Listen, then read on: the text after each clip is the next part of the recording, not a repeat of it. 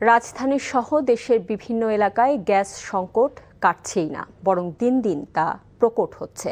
CNG filling স্টেশনে ঘণ্টার পর ঘণ্টা অপেক্ষা করেও গ্যাস না পাওয়ার অভিযোগ অনেক যানবাহন চালকের।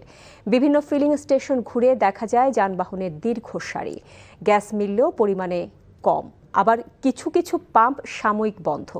সবচেয়ে বেশি বিপাকে পড়েছেন সিএনজি অটোরিকশা চালকরা।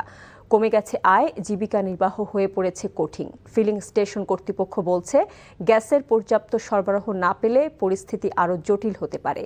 গ্যাসের স্বল্প চাপের প্রভাব পড়েছে বাসাবাড়িতেও। গ্যাস না থাকায় চুলা জ্বলছে না কোনো কোনো এলাকায়। গ্যাস নির্ভর বিভিন্ন কারখানায় ব্যাহত হচ্ছে উৎপাদন।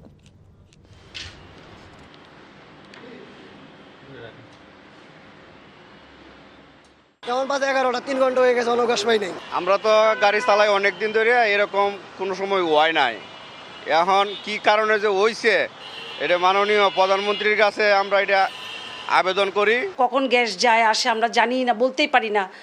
এভাবে তো আসলে চলতে পারে না। বর্তমানে আসলে আমাদের জীবনযাত্রা অনেকটা কঠিন হয়ে এসছে, কারণ প্রতিদিনই দেখা যায় আমাদের গ্যাসের সংকট।